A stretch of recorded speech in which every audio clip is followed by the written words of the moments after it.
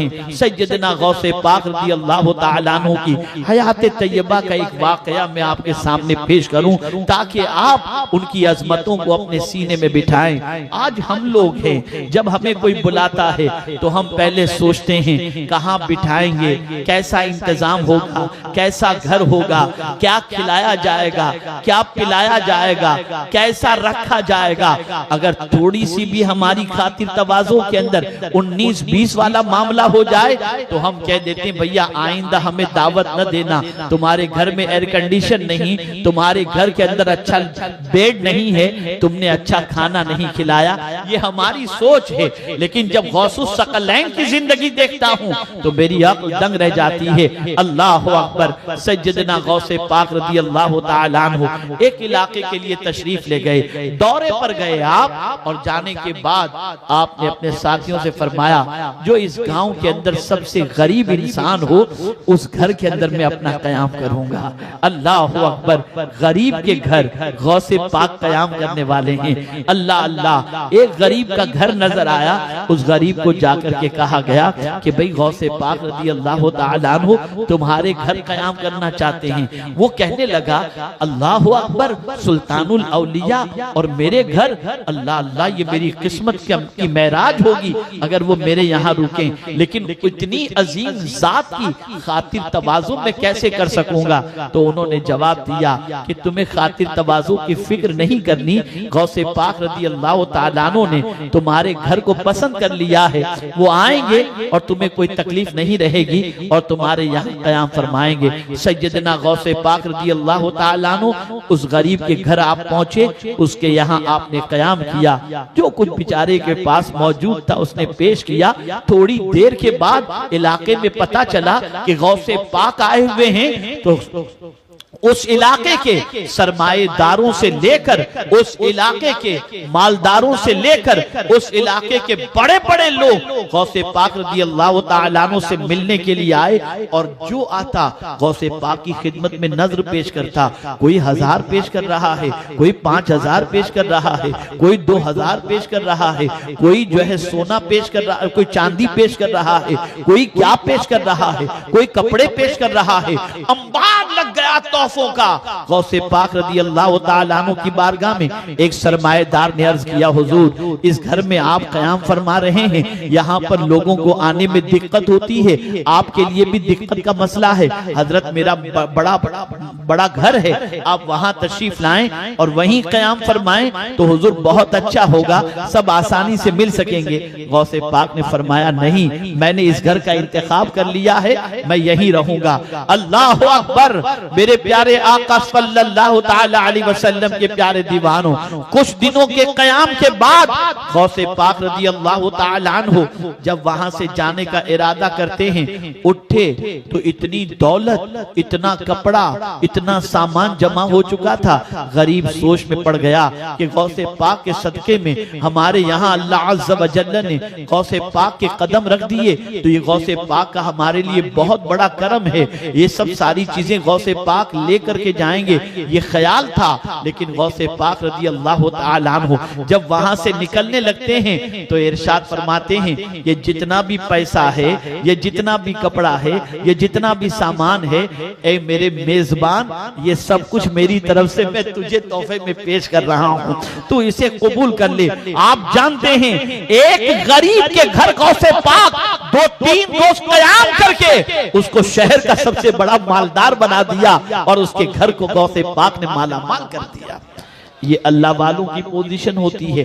एक जुमले में मैं अर्ज कर देता हूं, एक जुमले में हमारी सोच और अल्लाह वालों की सोच का फर्क। एक जुमले, हमें माल से मोहब्बत है, उन्हें आमाल से मोहब्बत। हमें माल से मोहब्बत है, उन्हें आमाल से मोहब्बत है। हम माल पर मर मिटते हैं, वो आमाल पर मर मिटते थे। हम माल की कमी बर्दाश्त नहीं करते, वो आमाल की कमी बर्दाश्त नहीं करते थे।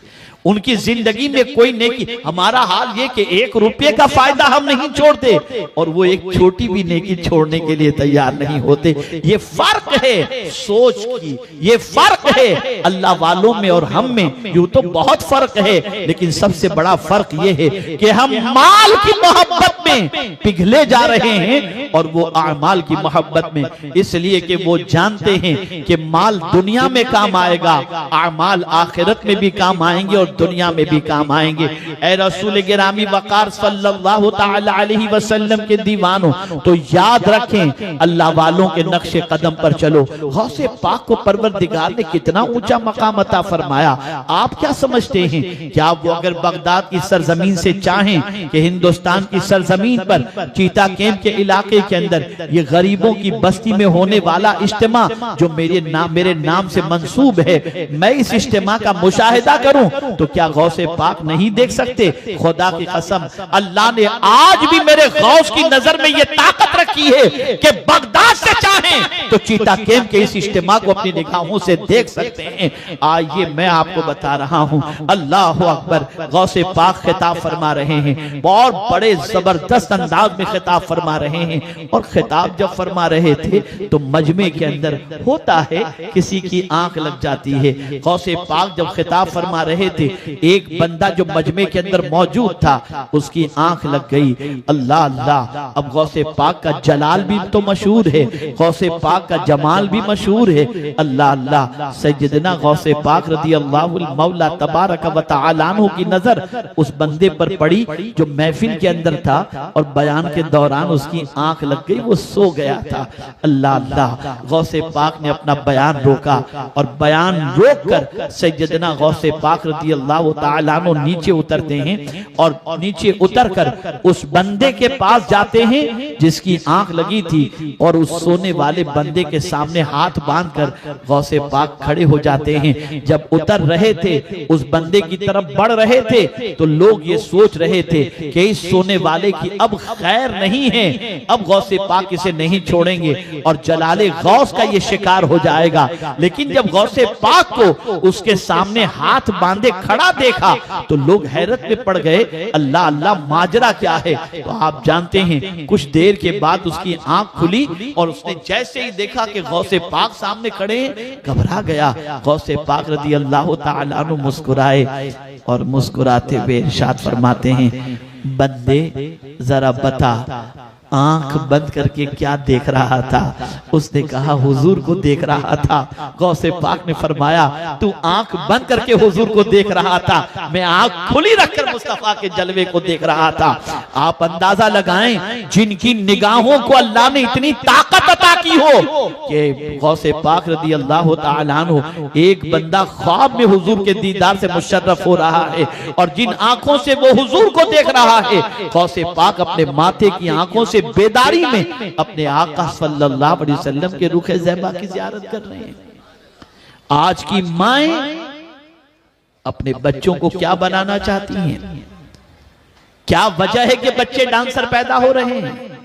क्या वजह है कि बच्चे झूठ बोलने वाले तैयार हो रहे हैं? क्या वजह है कि बच्चों की जिंदगी में सजदा नजर नहीं आता? वजह सबसे बड़ी ये है कि जब बच्चा माँ की पेट के अंदर परवरिश पाता है तो माँ सीरियल देख रही होती है, माँ डांस देख रही होती है, माँ बिग बॉस देख रही होती है, माँ आर्टिस्ट को देख रही होती है, माँ धड़कते हुए बदनों को देख रही होती है और डांस देख करके अपनी जिंदगी के लम्हात को गुजारती होती है। लेकिन गौसे पाक की माँ इतनी अजमत वाली थी, जब गौसे पाक अपनी माँ के शिकम में थे तो माँ कुरान की तिलावत करती थी तो माँ के पेट से हाफिज कुरान पैदा हुआ करता था। आज की माँओं ने अपनी जिंदगी बिगाड़ दी, शिकायत करती हैं बेटे की शादी हुई, बीवी को लेके चला गया, बीवी को लेकर के भाग गया, हमारी फिक्र ही नहीं करता। आपने बचपने में अपनी अजमतों का दर्स दिया होता, आपने बचपने के अंदर गौसे पाक की माँ की के किरदार को अपनाया होता तो आज आप बच्चा भी आपके कदमों से लिपटा हुआ होता और आपकी मोहब्बतों का चिराग अपने सीने में रोशन किया हुआ होता। आज अगर सरमाया है तो बच्चे को काम वालियां पालती हैं, और गुर्बत है तो बच्चों की फिक्र माएं सीरियल की वजह से करती नजर नहीं आती। तुमने अपने बच्चों को प्यार कहां दिया, तुमने अपने बच्चों को मोहब्बत कितनी दी, तुमने अपने बच्चों को शफकत कितनी दी। आओ गौसे पाक की माँ के प्यार को देखो, गौसे पाक की माँ की शफकतों को देखो, गौसे पाक की माँ के दर्स को देखो। ये सवाल ये पैदा होता है, गौसे पाक को नमाज का जज्बा क्यों पैदा था बचपन से, सजदे की तड़प क्यों थी, रोजे की तड़प क्यों थी, तिलावत की तड़प क्यों थी? इसलिए कि बचपने ही में नहीं, माँ के पेट में रहते हुए भी अपनी माँ को तिलावत करते उन्होंने देखा था, माँ को सजदा करते देखा था, माँ को अल्लाह की याद में रातों को तड़पता देखा था।